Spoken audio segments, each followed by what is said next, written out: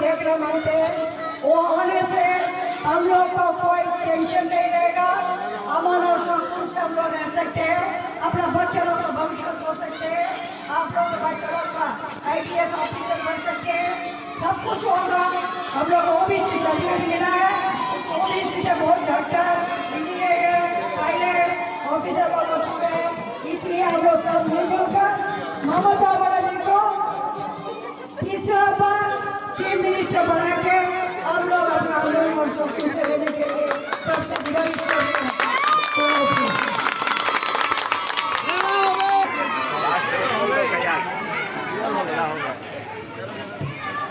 एक औरत सब पे भारी, ममता बनर्जी जिंदाबाद जिंदाबाद जिंदाबाद। एक औरत सब पे भारी, ममता बनर्जी जिंदाबाद जिंदाबाद जिंदाबाद। हमारी मारू जिंदाबाद जिंदाबाद जिंदाबाद। हमारी मारू जिंदाबाद।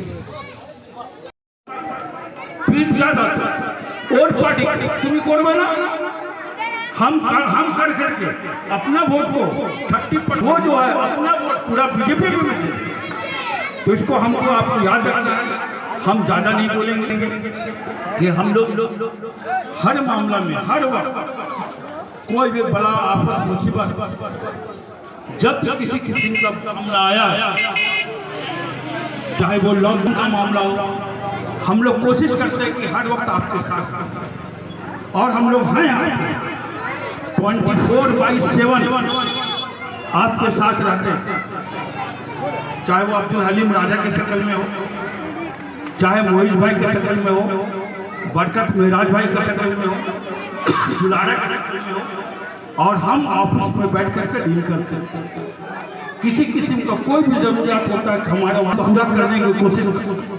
हमारी मुमताज बेगम अपने घर में बैठ करके हर वक्त कोई भी जाता है, चाहे वो हिंदू करता, कोई तीसरा नहीं आता मेरा भाई, कोई आया भी नहीं और आएगा भी नहीं।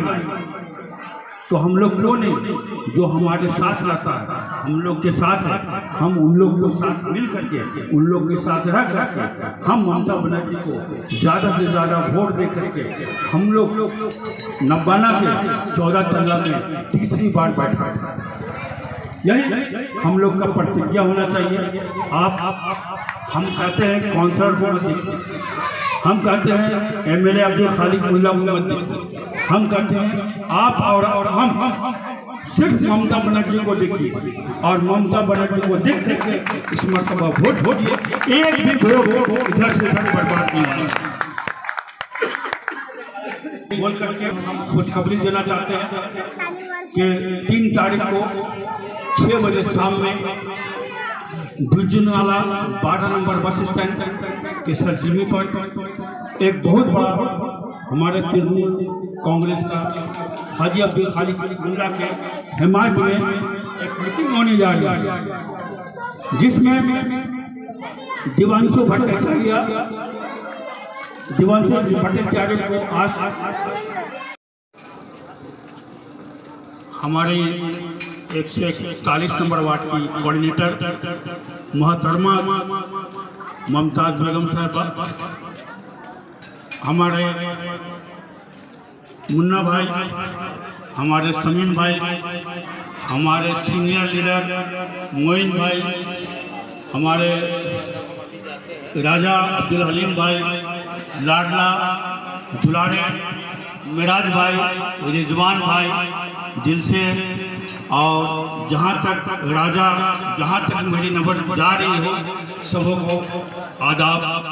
और आने वाला 10 अप्रैल जो हम लोगों के लिए बहुत अहम है, हम लोग 2021 से 2024 तक का हम लोग को क्या क्या मसाइल झेलना होगा, उसके लिए हम लोग को खुद से ही अपना कदम उठाना है, और वो होगा वोट के जरिए।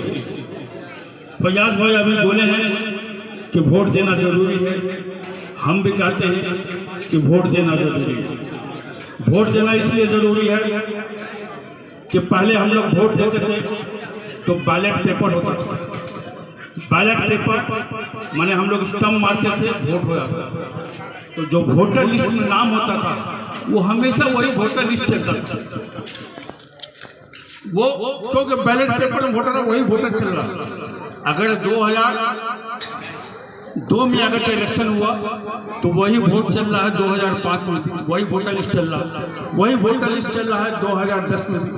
आपको मालूम होगा कि उस टाइम में कोई जो बुजुर्ग टाइप के लोग हैं उस टाइम में ये इतराज नहीं करते थे कि मेरा वोटर लिस्ट में नाम नहीं है। जिसका वोटर लिस्ट में नाम आ गया वो चल रहा है तो चल रहा है, क्योंकि वही फोटो कॉपी हमेशा वही चल रहा है।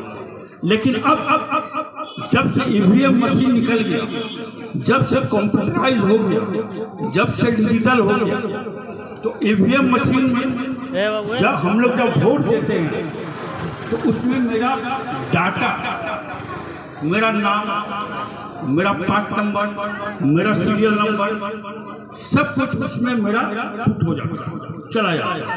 जैसे एक कंप्यूटर में कोई चीज ढूंढता है तो वही ढूंढ जाता। और आने वाला जैसे 2021 में 10 तारीख को इलेक्शन हुआ, फिर मालूम हुआ कि हमारा 2 दिसंबर में या नवंबर में फिर कोई इलेक्शन होगा, स्पॉन्सरर ही इलेक्शन होगा। तो वही कॉपी जो है उसमें ट्रांसफर हो जाता है, नया ओल्ड लिस्ट निकल जाता है। लेकिन जो लोग वोट देते हैं उनका नाम उसमें से गायब हो जाता है, कोई आपका नाम उड़ाता नहीं। वही कॉपी, वही डाटा लेकर के दोबारा फिर उन लोग वोटर लिस्ट जारी करते हैं। और अगर एक मतलब आपका वोटर लिस्ट है, हमको मालूम है कि वोटर लिस्ट में नाम डालने में कितना परेशानी है। 18 साल से लेकर के 21 साल के बच्चों का आसानी से हो जाता है, लेकिन उससे ज़्यादा उम्र हो जाने से उसका नहीं। तो इसलिए हमारे लिए नहीं, अब्दुल खालिक उल्लाह के लिए नहीं, आप अपने लिए आने वाला कल को अच्छा रखने के लिए, उसके लिए आप अपना वोट बहुत जरूरी है देना। हम डरा नहीं रहे, इसको लॉजिकली आप समझने की कोशिश कीजिएगा, इसको हम ज़्यादा तफसील में बता नहीं रहे। वोट देना हम जरूरी है, क्यों कि जिन ताकत से हमारा मुकाबला है वो ताकत एक ही चीज जानता है कि परेशान करना है, हलकान करना है, तो मुसलमान को करना। 30% आबादी को परेशान करके छोड़ दो हिंदुस्तान के अंदर, वोट नहीं देता। वो हिंदू भाई अगर बीजेपी को वोट देता है तो ये सोच करके देता है कि हमको बीजेपी को वोट देना है और मुसलमान को डाउन करना है, नीचे करना है, उसको खत्म करना है। यही ज़हन है। अगर ये ज़हन नहीं रहता तो बंगाल के अंदर में पिछले 10 साल के अंदर में ममता बनर्जी जो बंगालियों के लिए, बंगाल के लोगों के लिए कर दिया है, आप बच्चा जन्म होता है तो उसका खर्चा से लेकर के मरने तक, और हिंदू तरक्की डेवलपमेंट किया जो कोई भी 34 साल का सीपीएम सरकार में नहीं कर पाया। लेकिन फिर भी आज ममता बनर्जी को हर मोड़ पे, हर गली पे, हर चौराहे पे, हर जगह थाना बसाना लड़ना पड़ रहा है। एक अकेली औरत पूरे बंगाल में, पूरे हिंदुस्तान के बाहरी लोगों के साथ, आरएसएस के साथ, हिंदुत्व के साथ लड़ रही। वो किस लिए? उसका सिर्फ एक ही कसूर है कि वो मुसलमानों से ज्यादा मोहब्बत है। जब कोई बात आया किसी ने कहा कि दूध देने वाली गाय का भी दांत खाना अच्छा लगता है, रेड रोड पे ईद के नमाज में जा करके दुपट्टा लगा करके मुबारकबाद देना भी उन लोग को, हिंदू लोग को अच्छा ही लगा, आरएसएस बीजेपी को अच्छा ही लगा। ये ममता नहीं है, ये मुमताज है। आज शुभेंदु अधिकारी चीख करके वहां नंदीग्राम में बोलता है कि वो तो बेगम है, वो तो बेगम है। तो आज जो ममता बनर्जी हमारे लिए इतना बहुत बड़ा एक तबका जो मुसलमानों के दुश्मनी में उसके खिलाफ में खड़ा है, तो मेरा क्या फर्ज बनता है कि हम भी ममता बनर्जी के साथ खड़े हो जाए और खड़े होकर हम ये कहें कि आपको घबराने की जरूरत नहीं है। जब तक का आप हैं, आपके मुसलमानों का हर एक वोट आपके झोली में जाएगा, आपके मजाक में जाएगा। ऐसी झगड़ा की वजह से हम चले गए ISF के पास और जाकर वहां से घर पर झंडा लेकर के आकर के लगा दिया। ISF को भी आपको समझना चाहिए।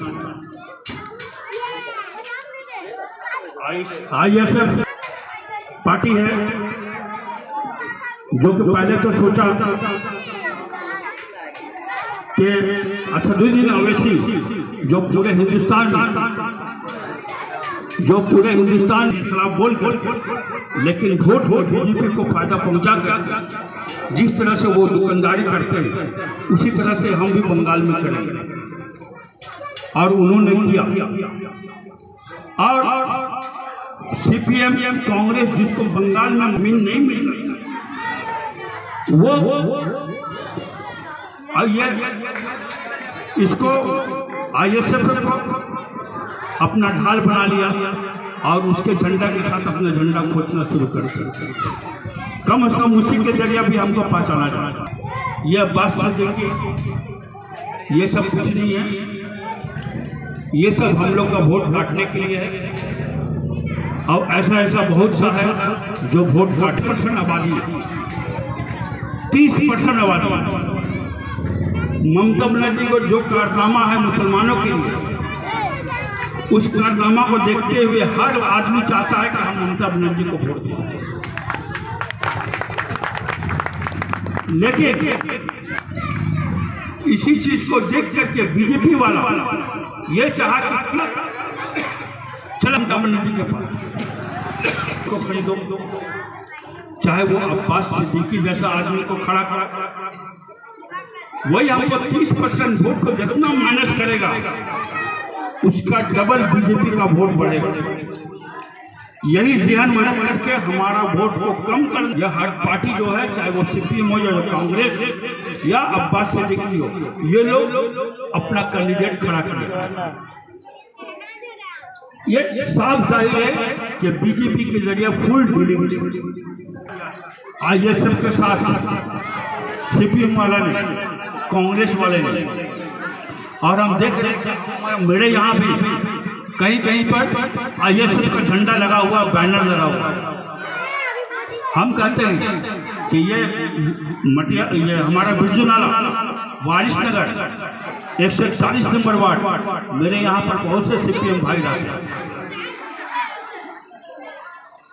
वो नाम हम बोल सकते हैं, असित जोड़कर, आलोक जोड़कर, लीता गाय, बांसुरी गाय, ऐसे कितने कॉमरेड हैं जिनको हम लोग 34 साल तक दादा दादा बाबू बाबू बोलते थे और उनके हुक्म पर चलते। वो आज भी है झंडा हम लोग साथ जुट किए हैं। क्या वो लोग अपना ISF को वोट देंगे? नहीं देंगे। चैलेंज है, वो लोग वोट नहीं देंगे, अपना वोट नहीं देंगे ISF। CPM तो खड़ा नहीं, अपना वोट नहीं देंगे, लेकिन मेरा वोट मेरे लड़का को मिल करके किसी तरह से, चाहे उनको खरीद करके, चाहे बटा धमका करके, मेरा वोट को काटने के लिए वो तैयार।